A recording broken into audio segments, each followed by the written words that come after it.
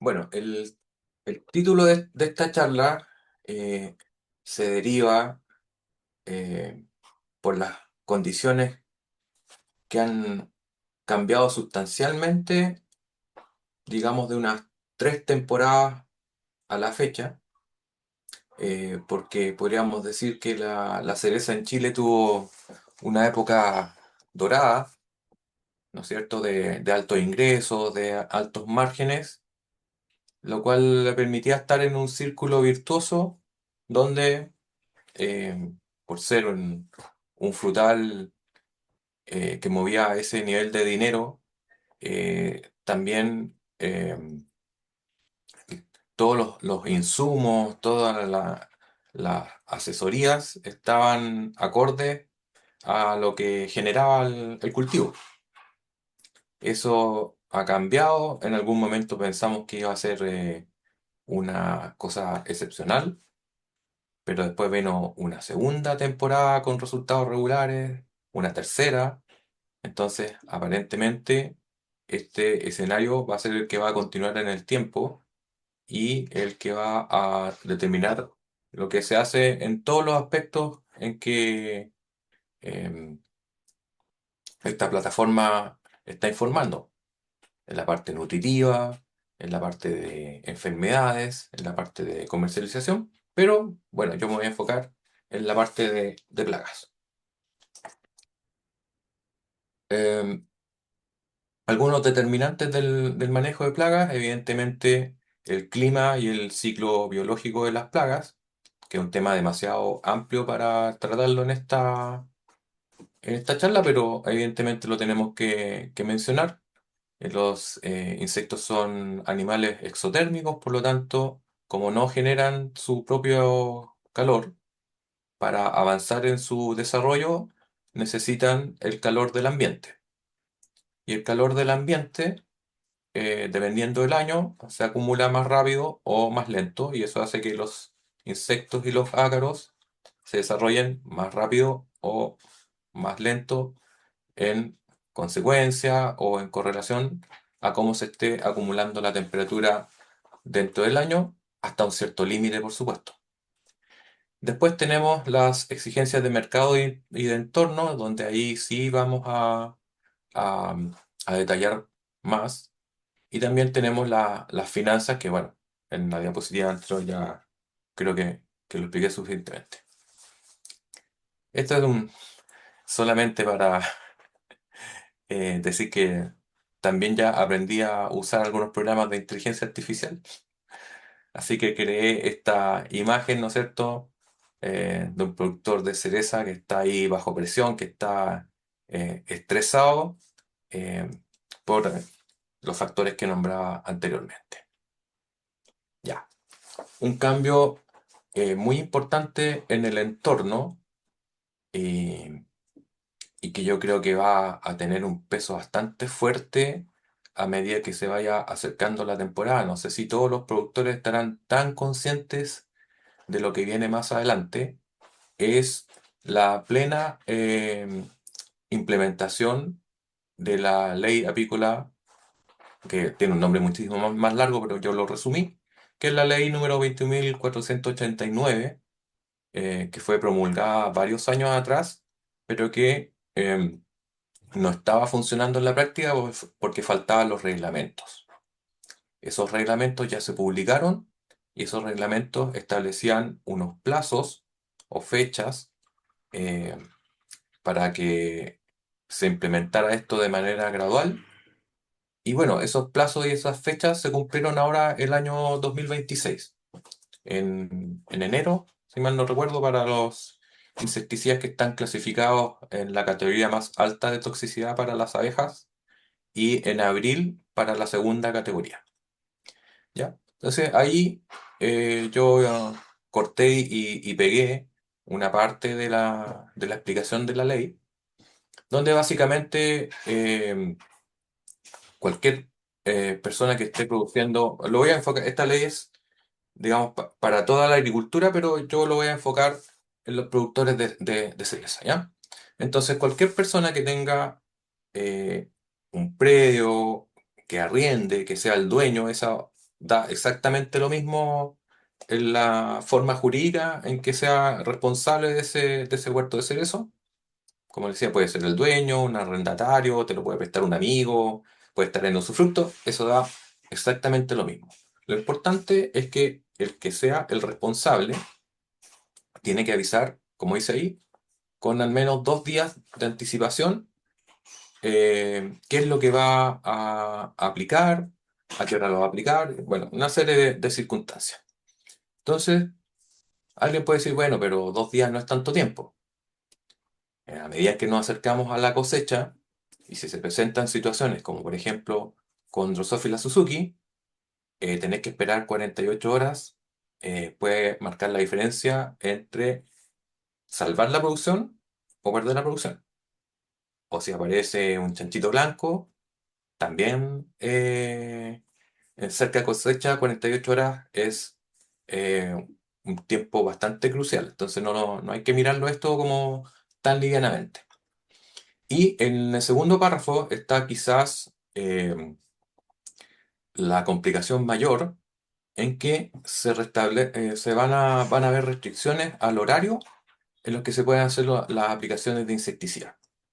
Y esto no está especificado eh, con una hora y un minuto específico, sino que está en términos subjetivos, que es eh, básicamente no hay que hacer aplicaciones cuando las abejas estén volando.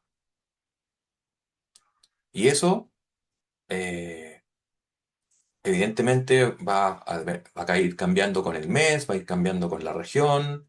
Lo que tenemos claro es que las abejas generalmente, a partir de los 16 grados, ya muestran una alta actividad. Y esos 16 grados, como les digo, se pueden cumplir a distintas horas del día, dependiendo de los factores que ya mencioné. Entonces, esto va a introducir eh, una dificultad logística bastante grande al momento de planificar el trabajo en el campo.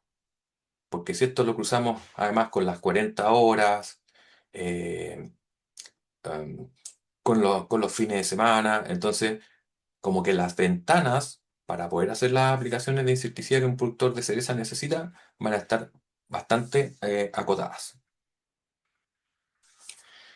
Otro aspecto de la ley que es llamativo es que ahí está detallado en la pantalla cómo opera el aviso, ¿ya? Yo en el texto que estoy redactando tengo que poner la fecha, a qué hora se inicia, a qué hora termina esto. eh, y como dice el refrán, en la letra chica se ven los detalles. Porque yo puedo decir, si yo tengo, no sé, voy a inventar 100 hectáreas de cereza y normalmente parto mi aplicación el día lunes y por la extensión del campo y por la cantidad de tractores que tengo termino el día jueves, no es que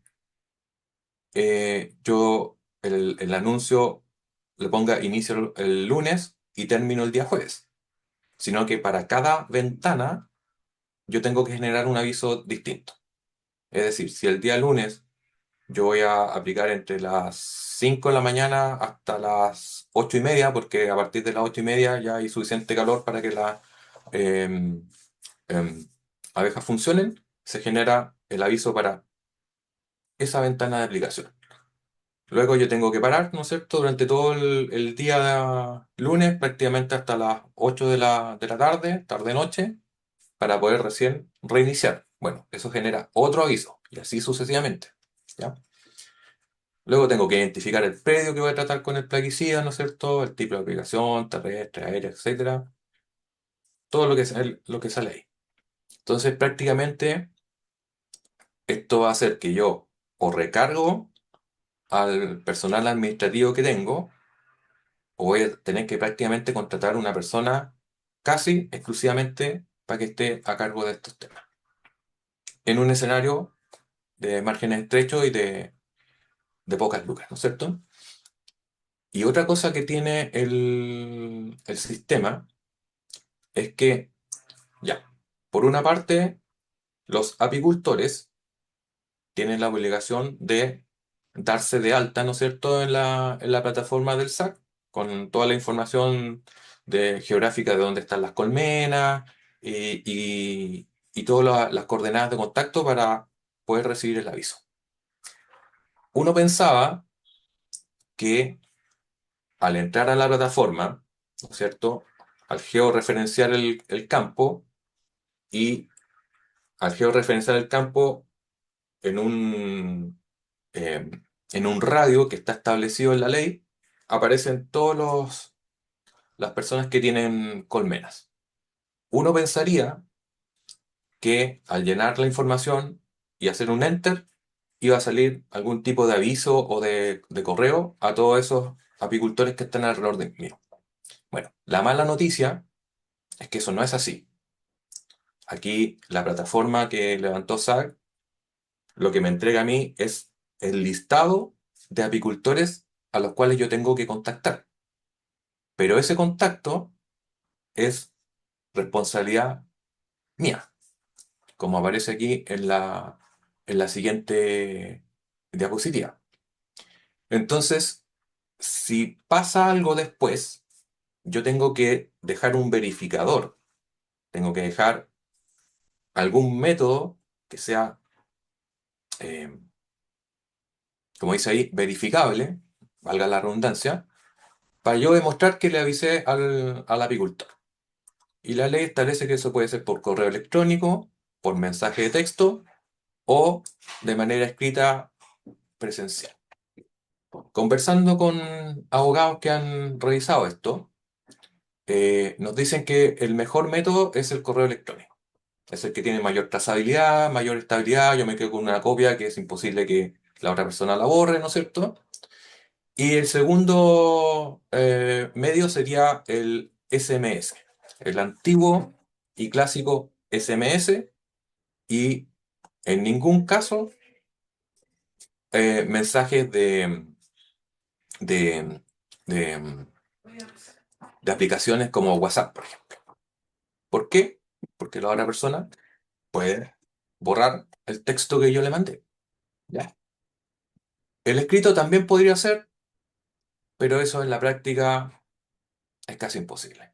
O sea, si yo estoy rodeado de 25 apicultores, ¿quién va a tener el tiempo de ir a la casa o al campo de cada uno de esos apicultores, entregarle una carta, ¿no es cierto?, física, y hacerle firmar ¿no es cierto?, un registro donde diga que él recibió tal carta, tal día, conteniendo tal cosa?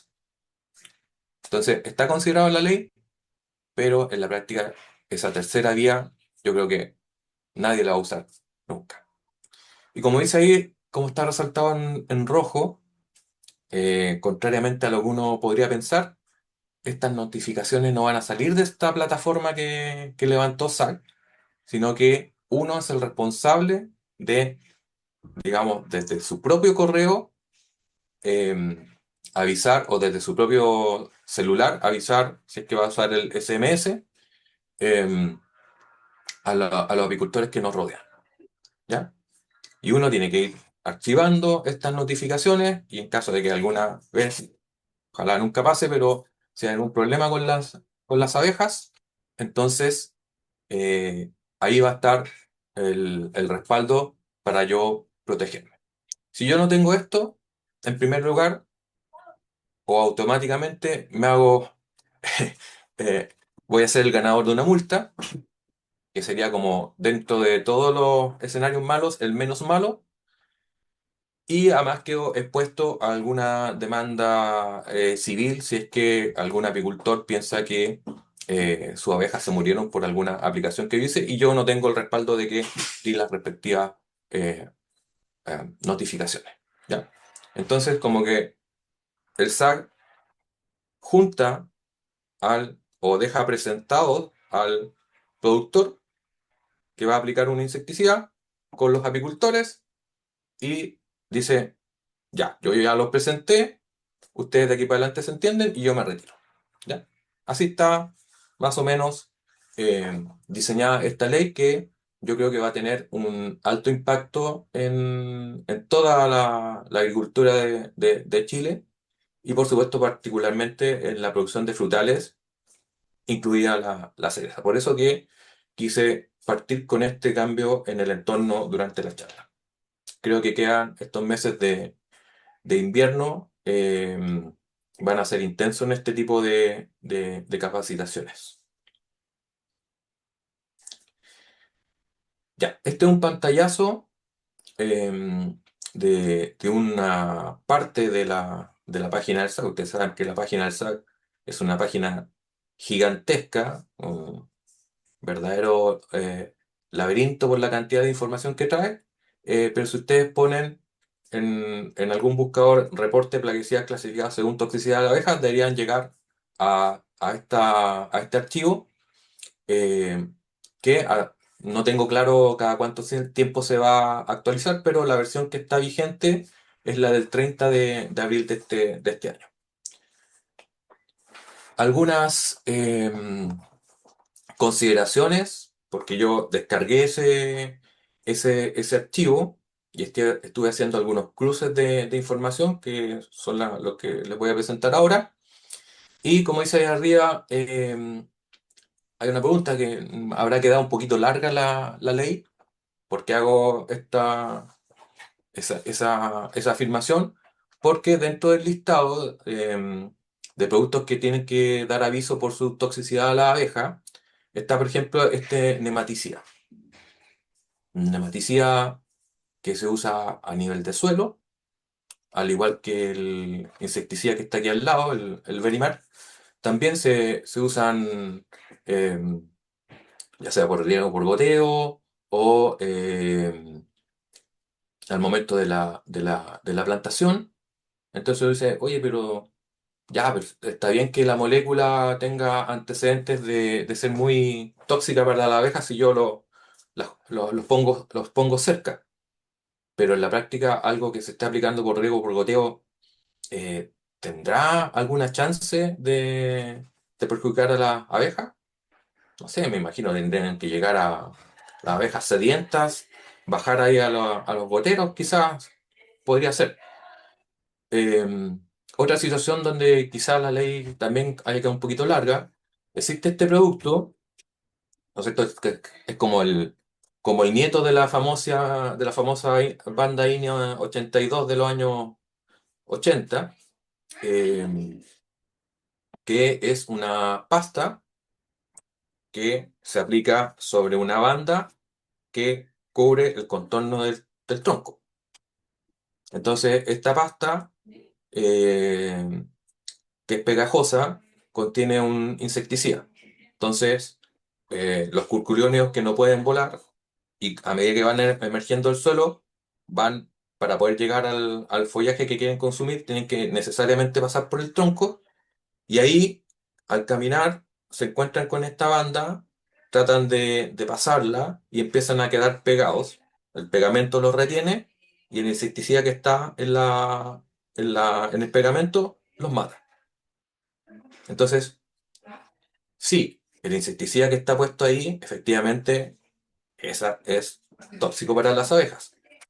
Pero la forma en la práctica de usarlo, para mí por lo menos, no supone un gran riesgo para las abejas. No es que la banda tenga un atrayente que vaya a hacer que las abejas se acerquen y vayan a quedar pegadas. Por supuesto que solamente por azar puede que una u otra abeja toque la banda, así como puede tocar un cable de alta tensión, como puede tocar una estufa caliente, como puede tocar, no sé, un alambre púa. Las abejas, claro, dentro de su forrajeo, en algún minuto se posan sobre ciertos lugares, pero no hay nada activo en la banda que vaya a atraer a las abejas.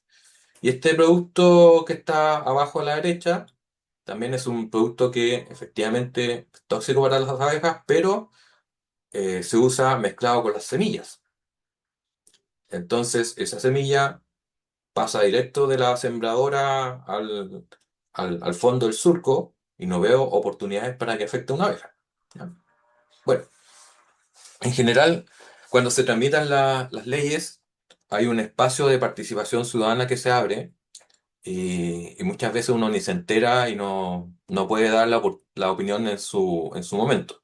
La ley ya está hecha así y ustedes saben que para reformar una ley tendría que volver a pasar por el Parlamento, entonces eso es como medio difícil.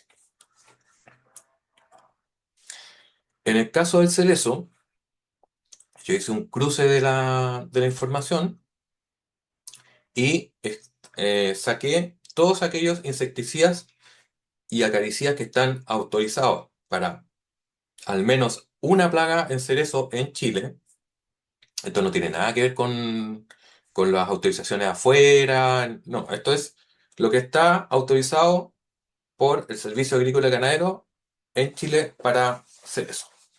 Y hay 109 insecticidas y acaricidas que, por haber caído o que haber quedado clasificados como muy tóxicos o moderadamente tóxicos para las abejas, obligan a dar este aviso. ¿Ya? Ahora, evidentemente, muchos de estos insecticidas y algunos de estos acaricidas en la práctica no se están usando en el cerezo por, bueno, distintas razones, porque tienen le faltan registros en algún país de destino, o las carencias son muy altas, o están los registros vigentes, pero ya hay otros que son mucho mejores. Entonces, ya, esa parte la vamos a saltar por un minuto, porque yo lo que quiero recalcar es que básicamente, no quiero decir todo lo que se usa en el cerezo, pero muchos de los productos que se usan en cerezo lamentablemente, están clasificados en estas categorías de toxicidad para las abejas que obligan a dar el aviso. De hecho, después de haberme embarcado en esta larga revisión, me di cuenta que debería haber partido al revés y haber buscado aquellos productos que no están sujetos a la restricción. Que así de memoria, los que son ampliamente en cerezo, hay como dos o tres que así de memoria dije, oye, este producto se usa, sí, se usa ampliamente. Y está en la lista, lo busqué y no está. Pero muchos de los demás efectivamente van a tener que dar eh, o van a generar la necesidad de dar este aviso. Otras preguntas que ustedes podrían tener. Por ejemplo, como dice ahí arriba, ¿hay alguna relación entre el color de la etiqueta y la obligación de avisar? No tiene nada que ver. Porque esas bandas de color que están en las etiquetas, que pueden ser, ¿no es cierto?, verde, amarillo, azul o rojo, se refiere a la toxicidad para los seres humanos. Y como la susceptibilidad de las abejas es totalmente distinta a la nuestra, no hay ninguna correlación entre el color de esas bandas con la categoría de toxicidad para las abejas. ¿Ok? Como dice ahí, hay algunos productos con etiqueta o con la banda roja que no obligan a avisar. ¿Ya? O sea, son muy tóxicos para el ser humano, pero poco tóxicos para las abejas. E inversamente, hay algunos productos con la banda verde, es decir, que son los menos tóxicos para el ser humano, pero que lamentablemente son muy tóxicos para la abeja y que obligan a avisar. Otra inquietud que les puede asaltar a ustedes es qué pasa con los cero residuos, ¿no es cierto? Toda esa línea de productos de cero residuos, que es bastante amplia, em, como que su gancho comercial eh, va por el tema que efectivamente se pueden utilizar en momentos donde ningún otro producto podríamos usarlo porque marcaría si se quiere hacer un análisis a esa fruta, ¿no es cierto? Entonces, estos productos vienen a complementar, ¿no es cierto? Esos periodos donde nosotros a lo mejor quisiéramos usar otro insecticida, pero que lamentablemente por el tema de las carencias ya no se puede usar. Bueno, como que la intuición nos dice que los cero residuos deberían ser poco tóxicos para las abejas. Bueno, lamentablemente eso no es tan así. Efectivamente, hay algunos cero residuos que en paralelo eh, son bastante amigables con las abejas, pero al mismo tiempo hay algunos cero residuos que quedaron clasificados como altamente tóxicos y que obligan a generar un aviso. Aquí yo encontré tres ejemplos. El de arriba es un producto en base a esporas de hongos entomopatógenos y el... Ah, no son tres, son dos. Y el de abajo es un producto en base a Bacillus thuringiensis, a Bacillus thuringiensis, ¿no es cierto? Una bacteria. Ya. Eso como cambio en el entorno. Como les decía, durante la época dorada de la cereza, como los ingresos eran altos, ¿no es cierto? Entonces a este atleta de alto rendimiento había que darle lo mejor. Como dice ahí, los mejores productos, los mejores asesores, todo. El tema ahora es cómo lograr esos mismos buenos resultados, pero en un escenario de restricción económica, ¿ya? Tipo, tipo motosierra argentina. Y ahí, si esto lo vamos aterrizando, desde el punto de vista práctico, nos surgen estas dudas. ¿Compro el insecticida original? ¿No es cierto? Ese producto que viene de, de las empresas grandes, transnacionales, con tremendas espaldas técnicas, donde cuando yo digo, oye, ¿sabes qué? Tengo la duda si esto funciona, me llega un... Bueno, antiguamente era un alto de carpeta así, ahora va a ser un, no sé, un pendrive con no sé cuántos megas de información de todos los ensayos que respaldan a esos productos.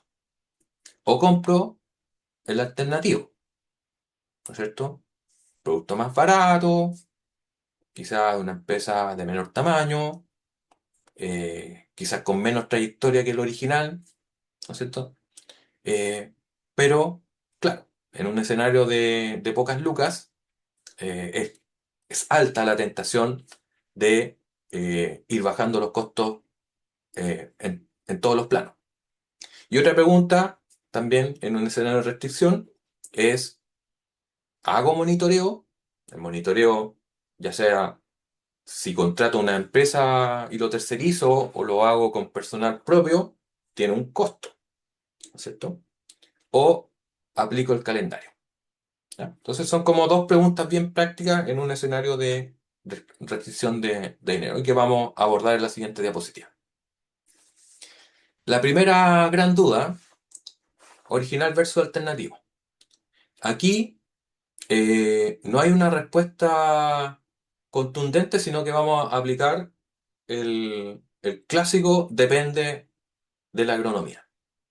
Como dice ahí, hay casos en que efectivamente se ha comprobado que las alternativas no están a la altura del original. También ha habido casos donde efectivamente el alternativo ha demostrado ser igual de bueno que el original. Y hay muchos casos donde sencillamente no tenemos suficiente información para afirmar una cosa u otra. ¿Ya? Por lo tanto, como dije recién, aquí la respuesta a esta pregunta va a ser depende, va a ser caso a caso. Algunos ejemplos, aquí el control de esta arañita, del Panonicus ulmi, con diferentes abamectinas.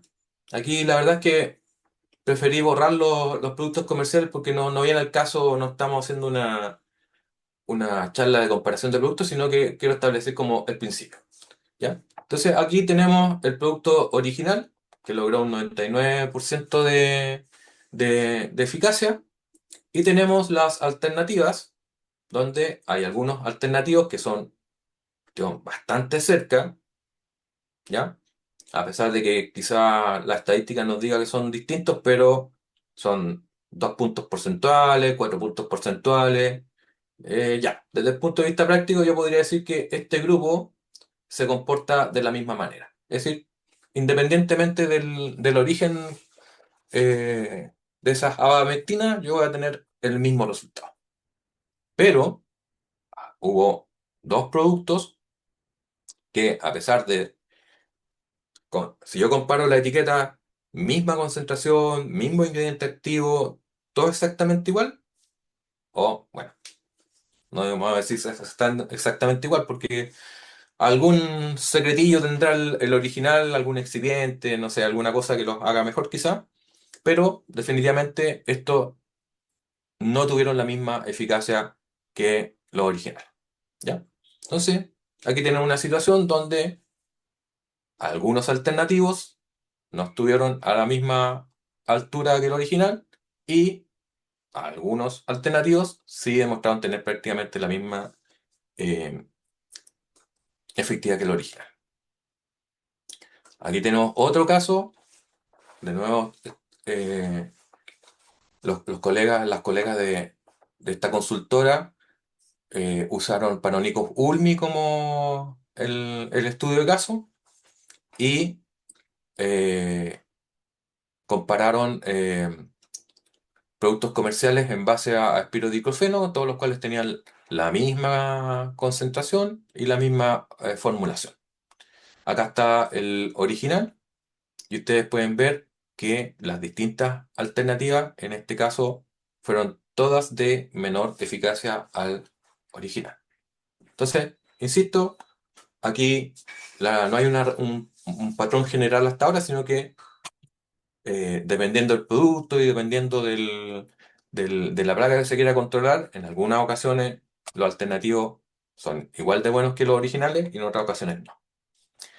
Acá tenemos un caso de control de escamas de San José en cerezo con espirotetramatos de distinto origen. El original está aquí en las barras en verde. Ustedes pueden ver que el, el perdón, el verde es la última fecha de evaluación. Aquí tenemos el espirotetramato original y el espirotetramato alternativo. Acá estos son los cerezos control, donde ustedes pueden ver que la cantidad de escamas vivas em, por sección de rama que nosotros revisamos se mantuvo prácticamente constante entre el día cero, el día que se hizo la aplicación, a los 15 y a los 30 días después. El original, por supuesto que le pegó fuerte a la escama y lo hizo bastante rápido, y este es el nivel final de escama a los 30 días. El alternativo quizás podríamos decir que se demoró un poco más, pero a los 30 días logró prácticamente la misma eficacia que el original. ¿Ya? Entonces, para cerrar esta parte o esta duda que ustedes les puede estar asaltando en esta etapa. Muchos de ustedes están haciendo los programas fitosanitarios, si es que no los tienen hechos ya, y evidentemente esa columna, que era el costo de cada aplicación y luego sumado el costo total del programa fitosanitario, años antes, no quiero decir que no tenía importancia, siempre ha tenido importancia, pero en el presente esa importancia está más marcada que lo que era antes. Luego vamos a hablar de esta otra disyuntiva que es monitorear o no monitorear, de nuevo basado siempre en un sistema de costo. Entonces está esta tentación ahí de decir, ¿sabes qué? Este año realmente tengo que bajar los costos a piso, eh, no puedo contratar a la empresa que me hacía el monitoreo antes, o eh, las personas que trabajan conmigo y que hacían el monitoreo en los años anteriores, ahora lo voy a tener que eh, distribuir en otras tareas, o resulta que ahora eh, ya no vienen 45 horas a la semana, sino que están viniendo menos, entonces tengo que sacarles tareas porque no les alcanza el tiempo para todo. Entonces, hay una cierta presión de quizá no hacer el monitoreo y repetir lo que ha funcionado, entre comillas, muchas veces o a lo largo de los años, entonces yo aplico por calendario. Existe esa tentación. Y aquí yo hice no alcanzó para gráfico, pero es una idea, ¿no es cierto? Donde yo puse como en orden eh, las plagas dependiendo de la dificultad de monitorearlas. Y esa dificultad, por supuesto, correlaciona bien con el costo. Si algo es fácil de monitorear, a la vez va a ser barato de monitorear. Y algo que es difícil de monitorear va a ser caro de monitorear. Entonces, aquí desde izquierda hacia la derecha va aumentando la dificultad y por ende el costo, donde las arañitas, las escamas, las conchuelas, estas cosas que son más o menos relativamente sésiles, poco móviles, son fáciles de monitorear, los costos son bajos y vamos llegando a las especies que tienen una alta movilidad donde es difícil, ¿no es cierto?, hacer esos monitoreos o a veces la interpretación de ese monitoreo se dificulta hasta llegar a las larvas de suelo, que si bien es cierto, pues no vuelan, pero por el hecho de tener que sacarlas del suelo, esa es una tarea lenta, laboriosa y cara. Me voy a concentrar en el monitoreo de los Drosophila Suzuki porque yo por lo menos he percibido en las reuniones con los agricultores que es un tema que hay bastante desconocimiento. Eh, si bien es cierto, la Drosophila Suzuki lleva, bueno, a ver, 7 años en Chile, 7 años en Chile y 5 o 6 años fuerte acá en la zona central. Eh, El nivel de conocimiento que hay sobre el comportamiento de la mosca y sobre su monitoreo no es comparable a el conocimiento que tienen los productores de cereza en una escama de San José, en una arañita, ¿no es cierto? Donde esos conocimientos en general ya están como mucho más asentados. Entonces, el monitoreo de la Drosophila Suzuki se puede hacer en general de dos maneras, una con trampas para adultos y otra es la revisión de la fruta. Las trampas para adultos tienen varios bemoles o tienen harta letra chica, que yo la puse ahí en la pantalla, con una letra más grande por supuesto, y los vamos a ir revisando punto por punto. El primer punto dice ahí, ¿no es cierto?, que si la trampa no captura, ¿cierto? Que eso vendría, lo que dice ahí, la captura de la trampa es cero. Si la trampa no captura, eh, eso no significa automáticamente que no hayan moscas, que no hayan Drosophila Suzukis. Puede ser que efectivamente no hayan drosófilas volando, o puede ser que hayan drosófilas Suzuki volando, pero que no estén entrando en la trampa. ¿Ya? Este tema del monitoreo de drosófila Suzuki da para una o dos charlas por sí sola, así que yo algunos temas los voy a nombrar, pero no voy a entrar en el detalle porque si no, no vamos a alcanzar a enmarcarnos dentro del tiempo que Sebastián nos pidió. Entonces, que la trampa no capture, insisto, puede ser que efectivamente en el ambiente no estén las drosófilas volando, pero también puede ser que estén volando y que no estén entrando a la trampa. Y eso está muy relacionado con el siguiente punto porque la eficiencia de la trampa no es la misma durante el año. Resulta que eh, durante el año va cambiando, por ejemplo, la proporción de machos con hembras. Y la atracción que ejercen las trampas sobre los machos y sobre las hembras no es la misma. ¿Ya? Entonces, si hay uno de los dos sexos más abundante un mes, eso va a repercutir en cuanto captura la trampa. También, eh, si es que esa hembra es- ya se apareó o no se ha apareado, eso también determina si va a entrar con mayor frecuencia o con menos frecuencia en la trampa. Si hay fruta verde en el lugar donde está la trampa, esta va a tener una cierta eficiencia. Pero si hay fruta madura o sobremadura en ese mismo lugar, la trampa va a tener otra eficiencia. Y así sucesivamente una serie de factores. Otro tema es que estas trampas eh, por un tema, a ver, vamos a decir de esta forma. Las trampas para Drosophila Suzuki, cuando se empezaron a implementar acá en Chile, se implementaron para seguir el movimiento de la mosca a través de las regiones y eso ir informándoselo al ministro de Agricultura, a los países que nosotros mandamos la fruta, ¿no es cierto? Entonces, esas trampas em, quedaban colocadas en ciertos lugares, que generalmente era la orilla, la periferia de los huertos. Entonces, como hay una cierta inercia histórica, llamémoslo así, de colocar las trampas en ese lugar, la información que generan esas trampas es poco relevante en el sentido que cuando una trampa en un huerto comercial de cerezo prende la luz roja, ya es muy tarde para actuar. Te lo van a ver con números más adelante.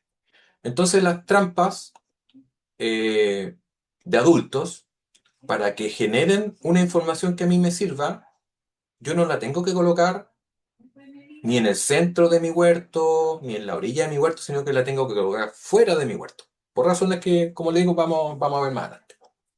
Otra dificultad que tienen estas trampas de adultos, y quizás que yo creo que es la peor de todas, es que los números de la trampa no correlacionan bien con el daño real. Hay también una diapositiva especialmente dedicada a eso solamente. Y todo eso deriva en gran parte que estamos siguiendo el comportamiento de insectos que no nacieron en el huerto y que vienen desde los contornos. Tenemos que pensar que eh, el periodo crítico de protección de la cereza a grandes rasgos son 4 semanas, ¿no es cierto? Yo tengo estimo mi fecha de cosecha y calculo 4 semanas para atrás y digo, mira, más o menos aquí esto es lo que yo tengo que proteger. Que normalmente eso coincide con, con la aparición del color pajizo o con el quiebre de color. Dependiendo, hay distintas escuelas, hay unos que usan pajizo, otros que usan quiebre de color. Pero eso dura aproximadamente 4 semanas. Los primeros días de esas 4 semanas, si bien es cierto, la literatura dice que la cereza es susceptible a partir de pajizo, en la práctica la verdad es que uno no ve mucho daño. O sea, no es que no vea mucho daño. Prácticamente no hay daño o no hay ataques a esa altura. Es muy raro que una cereza que esté en sus etapas iniciales de madurez sea atacada por los Suzuki. Entonces, eso deja una cantidad de días que es aproximadamente 15 días, a más tardar 20 días, de eh, donde efectivamente esa variedad de cereza va a ser un hospedero para la Drosophila Suzuki. Pero resulta que en diciembre, normalmente las temperaturas que hay ahí hacen que el ciclo sea más largo que 15 días. Entonces, no estamos hablando de una plaga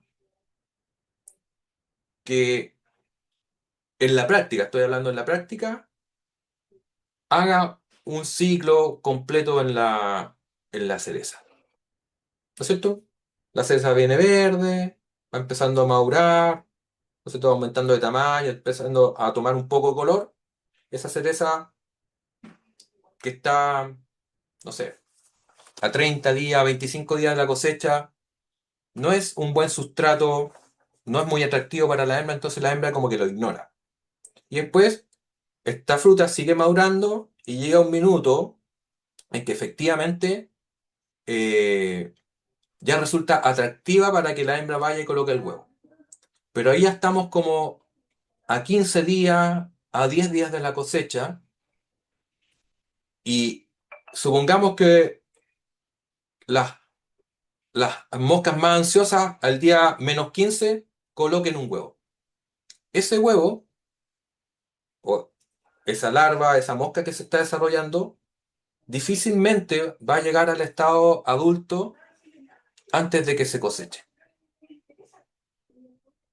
Entonces, básicamente, o lo que quiero decir con esta larga explicación, es que el daño en la fruta, el daño en las cerezas, en los huertos de Chile, se producen siempre por moscas, por Drosophila Suzuki, por hembras que vienen desde el exterior del huerto. ¿Ya? No por la biología del insecto y por la temperatura que hay en los meses de noviembre y diciembre, no alcanza, no alcanzan prácticamente a salir adultos de la propia fruta del huerto que vayan a, a, a perforar, ¿no es cierto?, a cortar a cerezas que estén dentro del mismo cuartel. ¿Ya? Sí podría pasar que esas cerezas que no se alcanzan a cosechar y que sobremaduran, a lo mejor sí, ahí van a salir algunos adultos que irían a atacar, no sé, cuarteles de variedades un poquito más tardías. Eso sí puede pasar, pero que dentro del mismo cuartel, de la misma variedad, vaya a completarse un ciclo y esos adultos eh, vayan a aumentar el número de moscas que estén atacando la fruta, no, eso no alcanza a suceder, sino que siempre son moscas que vienen desde afuera de los contornos los que producen el daño en la cereza. Entonces, eso hay que tenerlo súper presente para la interpretación de los números que arrojan las trampas, para la ubicación de las trampas de adultos y una serie de factores más. Entonces, fíjense ustedes, aquí van a ver varias diapositivas que se parecen entre sí. Todas tienen en común que muestran las capturas de adultos de los Drosophila Suzuki en trampas para adultos, ¿no es cierto?, a lo largo del tiempo. Más o menos, hay algunas que parten en septiembre, hay otras que parten en octubre, otras que parten en noviembre, dependiendo más o menos de cuándo pudimos salir a terreno. Y en este caso fueron 5 trampas que estaban en esta localidad de Pinto, en la región de Ñuble, y acá esta línea roja más gruesa representa el promedio. Pero ¿cuál es el patrón? El patrón es que en el invierno, que acá en Chile es el, el periodo donde hay más Drosophila Suzuki, al contrario de otras partes del mundo, el invierno es muy bueno en Chile para los adultos de Drosophila Suzuki, entonces es el momento donde hay más moscas. Y esas moscas, a medida que va pasando el tiempo, van empezando a morirse de viejas y finalmente en estos meses que son muy importantes para ustedes, fin de octubre, noviembre, diciembre, ¿no es cierto? Dependiendo si ustedes están en la metropolitana, en el Maule, en Ñuble o más al sur, ¿cierto? Estos periodos son muy importantes para ustedes, porque este es el periodo crítico de la escena. Y si ustedes ven los datos, las capturas se acercan mucho o son las más bajas del año. Claro, ustedes pueden decir, sí, pero oye Luis, tú dijiste antes que si la trampa capturaba poco, eso no significaba que hubiese pocas moscas en el campo. Pero en este caso, eso sí es así. ¿Por qué? Porque si bien es cierto, para esta localidad, acá inicios de noviembre, mediados de noviembre e incluso fines de noviembre, aquí la fruta recién está en desarrollo, está en verde. Entonces la fruta no está compitiendo con las trampas. Aquí esta escasez de moscas, llamémoslo así, esta baja población de moscas es real. ¿Y por qué es real? Porque en las semanas previas y los meses previos no hay reproducción, solamente hay sobrevivencia de aquellos individuos que se reprodujeron más o menos hasta como junio. Entonces, en junio, mayo, junio, se alcanza el máximo de población de Drosophila Suzuki en la zona central de Chile y ahí empiezan a caer por, digamos, empiezan a morirse de viejas Y esas pocas que sobreviven son las que desesperadamente andan buscando en el ambiente alguna fruta donde colocar sus huevos para que se reinicie más adelante la población y ahí ya se muere. ¿Ya? Entonces, si bien es cierto, numéricamente son quizás pocas, recordemos que cada hembra puede colocar hasta 300 huevos, entonces puede cortar una gran cantidad de fruta. Y si bien es cierto, son pocas, eh, esas pocas coinciden con el periodo crítico, y donde si nosotros no hacemos nada, podríamos tener niveles de daño muy altos, a pesar de ser pocas. Y luego, las moscas empiezan, una vez que ya la fruta madura o entra en post cosecha, en en esas pocas frutas remanentes, las poblaciones de Drosophila Suzuki empiezan a aumentar y ahí ya empiezan a atacar otras frutas que están en las cercanías, como en diciembre ya empiezan a haber maqui, mora, mora silvestre y mora cultivada, también hay frutilla, empiezan a salir las primeras frambuesas y ahí ya la población de la Drosophila Suzuki se empieza a disparar en los meses siguientes. Aquí se ve un poquito más claro. Aquí partimos más tarde la, la parte inicial de la medición, a mediados de noviembre en esta localidad del Maule. Ustedes pueden fijarse, se mantienen bajas las poblaciones, esto sin aplicaciones de insecticidas por si acaso, y a medida que ya se entra en la post cosecha de la fruta, se dispara la población. En Ñuble, patrón parecido, pocos individuos en noviembre, pocos individuos a inicios de diciembre, pocos individuos pero muy peligrosos, eso sí. Y luego, a medida que va aumentando la oferta de fruta en el ambiente, se va disparando la, la, la Drosophila Suzuki. Entonces, para estos patrones que son generales, las trampas de adultos son muy buenas.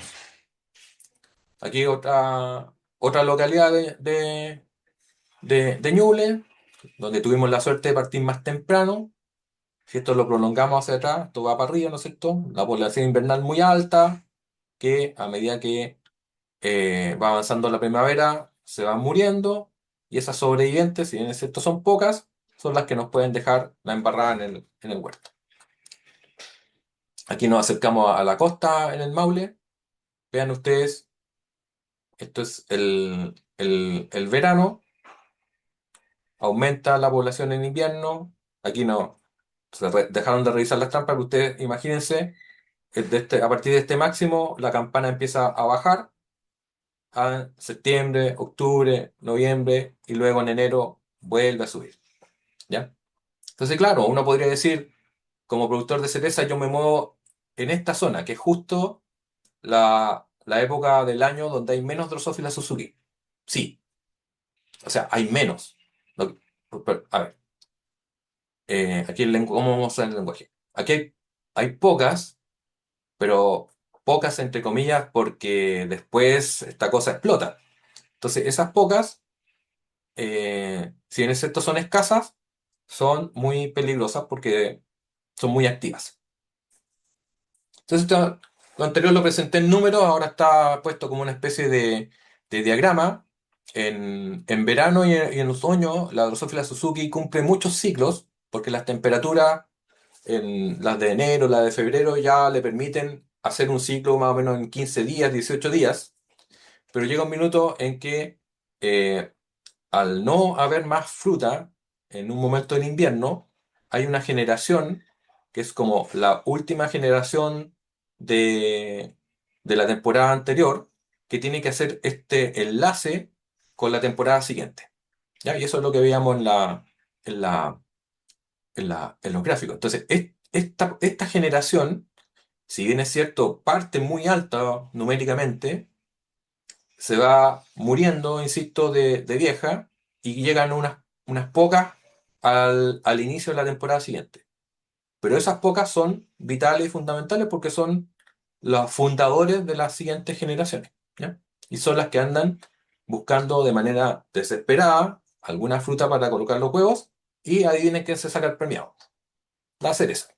Es Hay otras frutas, por supuesto, que son primores, pero acá en Chile no tenemos otra especie frutal que geográficamente esté tan extendida y que en términos de área, de superficie plantada, tenga la magnitud que tenga el cerezo. Por eso que la cereza es el trampolín que usa la Drosophila Suzuki para levantar la población de la temporada siguiente. Entonces, claro, yo he mencionado que las trampas de adulto tienen varias limitaciones, pero eso no significa que nosotros tengamos que descartarlas del todo. Nosotros también le podemos dar o podemos obtener información valiosa de las trampas de adultos en la medida en que le demos la oportunidad de, ¿no es cierto?, de que por ubicación generar esa mayor información. ¿Cómo debería o cuál es el mayor provecho que yo puedo sacarle a las trampas de adulto? Es detectar cuándo se activa la mosca, pero fuera de mi huerto. Porque yo ya sé que esas moscas que se activan afuera, en algún minuto, tarde o temprano, me van a atacar, van a migrar a mi huerto. Entonces, yo lo que quiero es estar preparado con tiempo. No quiero que, yo quiero que la cámara me muestre al ladrón cuando se está acercando al muro de mi casa. No quiero que la cámara me muestre al ladrón cuando ya está llevándose el televisor del dormitorio. ¿Ya? Entonces eso está representado acá por cuatro trampas que vamos a llamar A, B, C y D, donde la trampa D es la que está más lejos del centro del huerto y que está colocada en lo profundo de la vegetación nativa que usa vegetación silvestre, mejor dicho, que usa la Drosophila Suzuki para pasar el invierno. La trampa C también está en vegetación silvestre, pero ya como más cerca de la orilla de la vegetación silvestre. La trampa B ya es huerto comercial de fruta. Y la trampa A también es huerto comercial de fruta. La B está en la orilla del huerto y la A está en el centro del huerto. Y lo que está acá abajo son las semanas del año. Semana 36, 37, sucesivamente. Entonces ustedes pueden ver que al principio prácticamente el 100% de la población está en estos dos colores. Perdón, estoy al revés. La A es la que está en la vegetación, la A y la B son las que están en la vegetación silvestre y la C y la D es las que están en el huerto comercial. Ofrezco las disculpas, recapitulo. Entonces, eh, al principio, ustedes pueden ver que prácticamente el 100% de la población está en estos dos colores de azul más intenso que corresponden a las trampas que están ubicadas en la vegetación silvestre. A medida que va avanzando el año, eh, durante un cierto tiempo, esta situación permanece igual, ¿no es cierto? Porque la fruta todavía no está madurando. Esto es en frutilla en todo caso. Pero el principio es el mismo para hacer eso. Hasta que llega un minuto en que en el huerto comercial empieza a haber fruta madura, que es atractiva para la mosca, y la mosca empieza a migrar, ¿no es cierto?, desde estos sectores silvestres hacia el huerto comercial. Y como esto es una producción de frutilla que es bastante larga, ustedes pueden ir viendo cómo, en términos porcentuales, las trampas que al principio no capturaban nada, que son las que están dentro del huerto, empiezan a capturar porque empiezan a reflejar la mayor abundancia que hay de moscas dentro del huerto. ¿Ya? Entonces, si yo distribuyo mis trampas no como se hace habitualmente hasta ahora en el contorno de los huertos, sino que en una especie de transecto, donde yo tengo que en las puntas del transecto está el centro del huerto y en la otra punta está la vegetación silvestre, donde yo sospecho que la Drosophila Suzuki pasa el invierno, yo puedo eh, saber cuándo se activa la Drosophila Suzuki y cómo se viene acercando hacia mi huerto. Y como esa información yo la tengo con suficiente anticipación, yo puedo implementar medidas para contrarrestar. ¿Ya? Insisto, cuando yo coloco mis trampas en el contorno o dentro del huerto, cuando esa trampa grita, vamos a decir de esa forma, cuando esa trampa grita, alarma, ya es demasiado tarde para actuar. Aquí vamos a detallar con números o con un ejemplo, quizá la debilidad más grande que tienen las trampas de adulto, o el talón de Aquiles que tienen las trampas de adulto, que es que los números que genera la trampa no correlacionan bien con el daño. Entonces, para ejemplificar esto, tenemos el cuartel 1, que tiene o captura 22 moscas por trampa por semana, y tenemos colindante un cuartel 2, que va a capturar 38 moscas por trampa por semana. ¿Qué nos dice la intuición? ¿Qué nos dice la experiencia de haber monitoreado otras plagas durante el tiempo? Si yo estoy monitoreando arañitas, ¿no es cierto? Y en un cuartel cuento más arañitas que otro, claramente ese cuartel que tiene más va a tener más daño, ¿no es cierto? Y lo mismo con los chanchitos blancos, lo mismo con las escamas, ya. En Drosophila y la Suzuki eso no aplica. ¿Por qué? Porque lamentablemente la correlación de los números, de las capturas, con el nivel de daño en la fruta no es buena. Entonces, a pesar de que la trampa de adultos me dice que hay menos moscas acá, en el cuartel 1 que en el cuartel 2, no necesariamente eso quiere indicar que el cuartel 2 va a tener más daño en fruta que el cuartel 1. Se podría dar perfectamente la situación contraria, que en el cuartel 1, habiéndose capturado menos moscas adultas en la trampa, tenga un nivel, un porcentaje de daño en la fruta mayor que el otro cuartel que está al lado, con un nivel de moscas por trampa más alto. ¿Ya? Ahora, ¿eso quiere decir que las trampas de adultos no sirven para nada? No. Lo que quiere decir es que para poder eh, afirmar que el daño en la fruta va a ser mayor en un lugar que otro, las diferencias en los números tienen que ser muy grandes. ¿Ya? Entonces aquí yo les preparé un cuadro con datos que ya tienen cierta edad, pero que para efectos de ejemplo están plenamente vigentes, donde por un lado tenemos los meses acá, no lo quise hacer por semana, está por semana la información, pero iba a ser demasiado largo.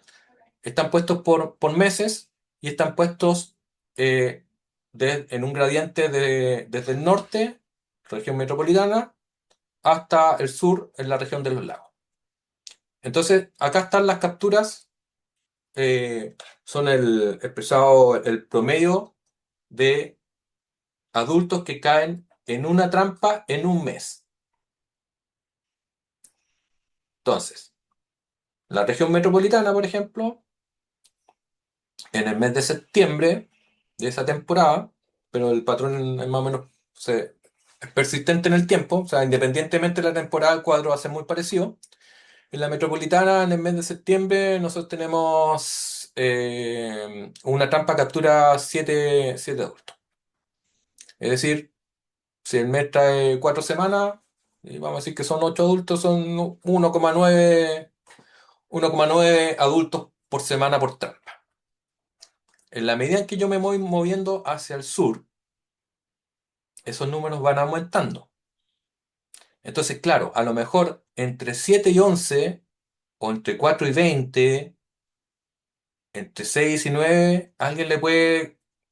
la- la- no hay, no hay tanta diferencia, o uno no podría decir automáticamente que O'Higgins es mucho más atacado que la metropolitana, ¿ya? A pesar de que es como el doble o 5 veces.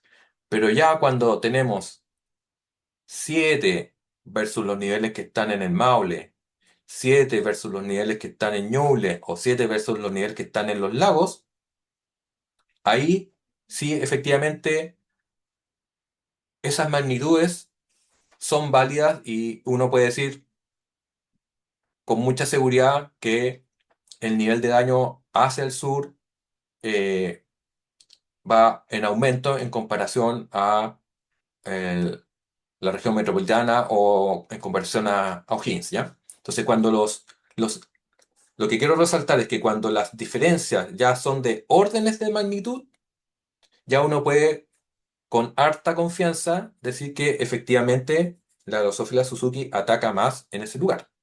Es decir, si yo aquí tengo en diciembre, que es más importante para la cosecha, acá tengo 6 y acá tengo 12.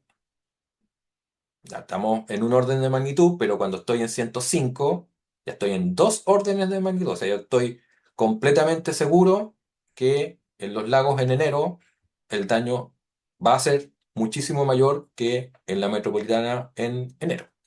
Siempre y cuando las diferencias sean de esos órdenes de magnitud.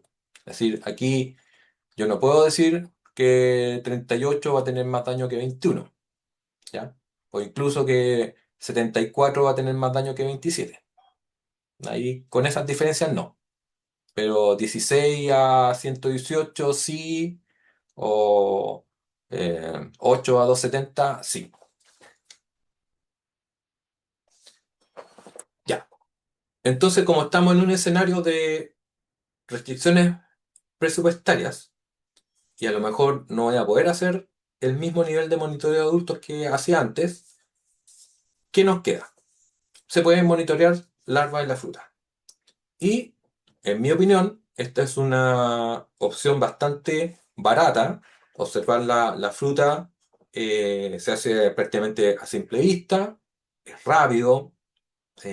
Una vez que ya uno tiene un cierto nivel de entrenamiento, prácticamente, no sé, realizar 200 cerezas te toma 1 hora y media, 2 horas, y el dato es usable directamente.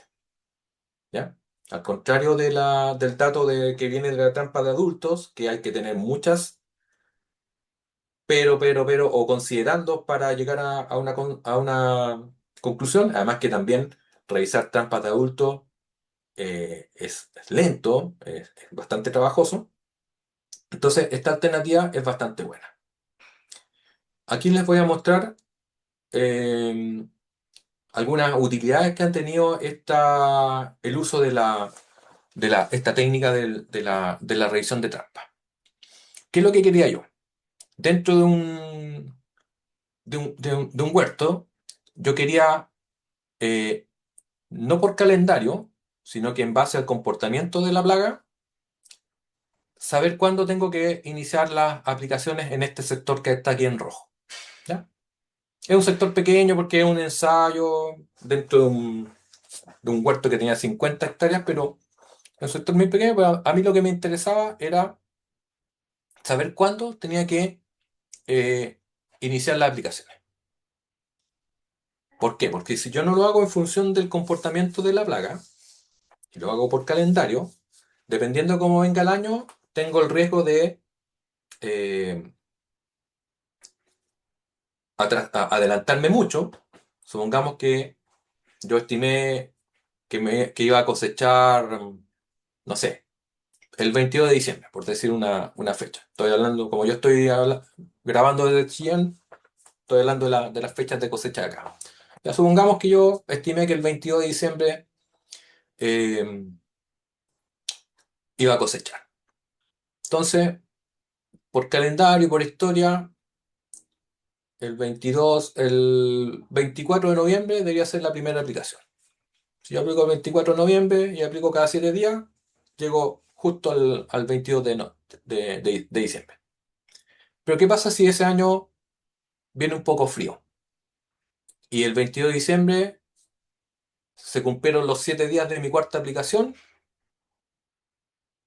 y no está la fruta para cosechar. Tengo que esperar 3 4 días.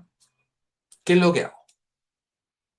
Me voy a una quinta aplicación con el costo que eso significa, Además que estoy encima de la cosecha.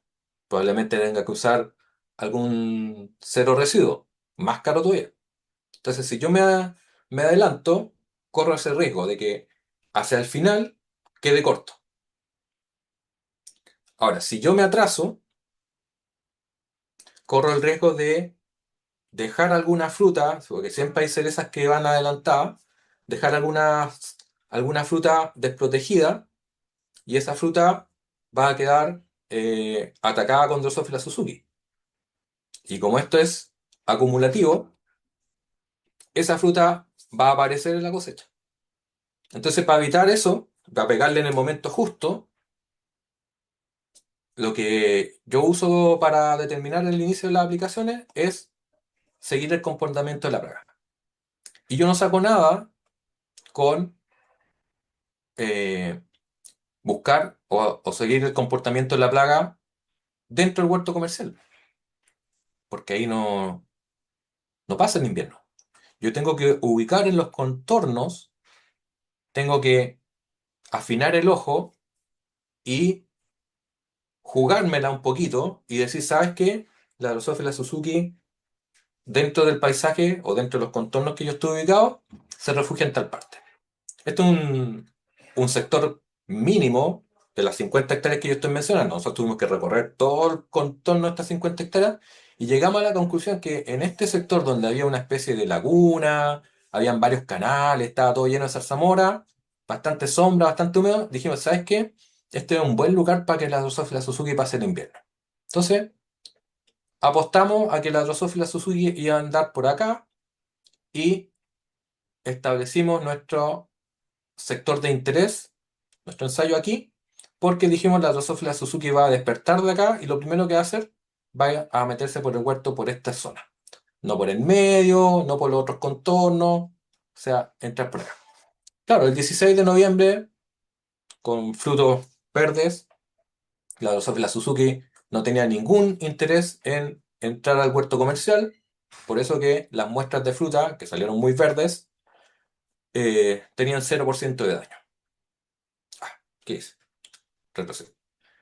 Ya, el 23 de noviembre aquí tuve un pequeño condoro porque no sacamos fruta de estos puntos, pero sí sacamos fruta de acá y seguía en 0% de daño. La fruta todavía estaba inmadura y no era atractiva para la mosca. El 30 de noviembre, en este sector donde no estábamos aplicando ningún insecticida, apareció 4% de daño. Bueno, quizás no, nos pasamos para el otro lado y esto es una cifra demasiado alta, pero para efectos de un ensayo estaba perfecto. Para producción comercial, quizá no. ¿Ya?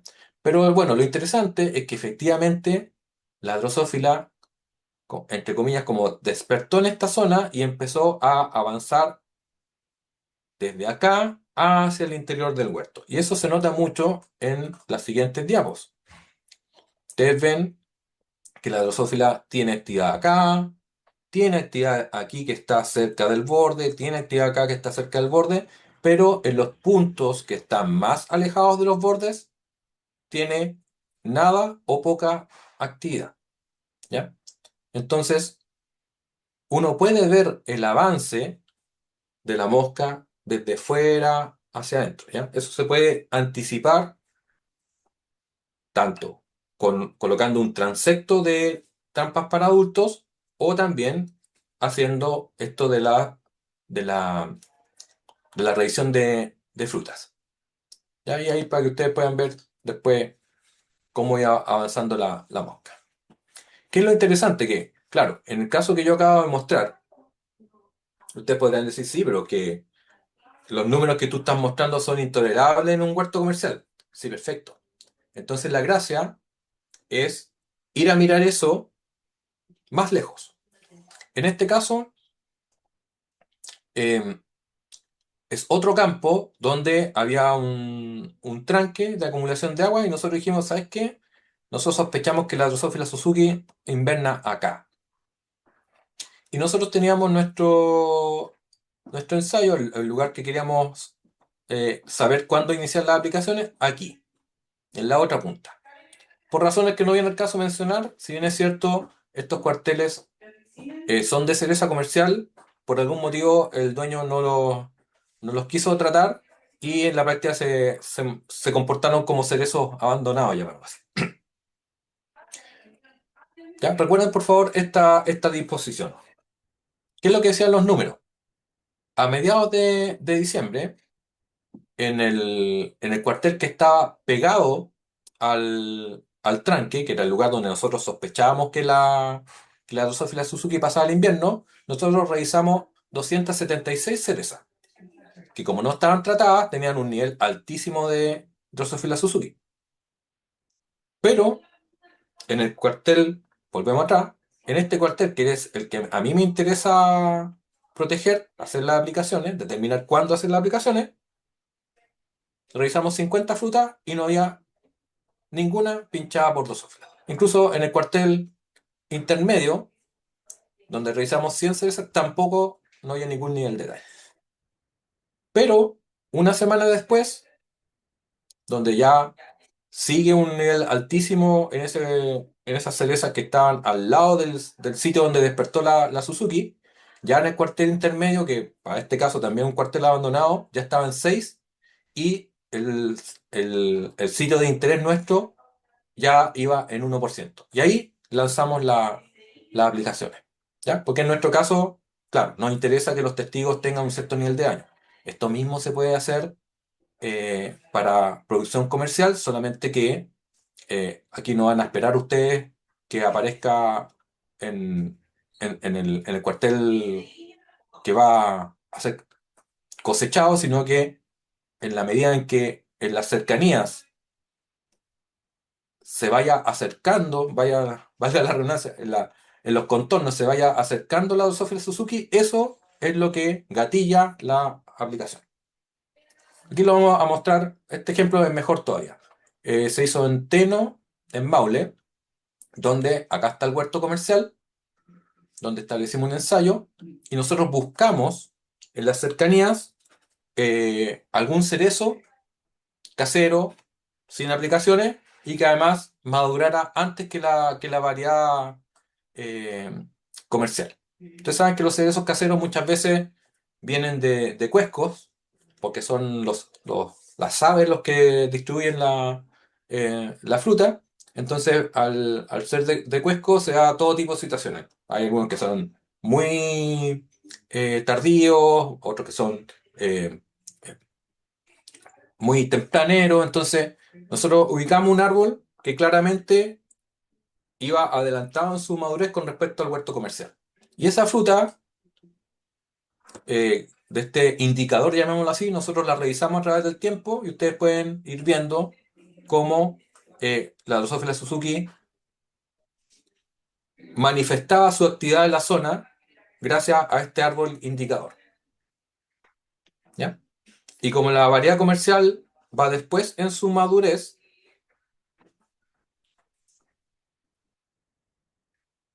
el ataque, por supuesto, que es menor.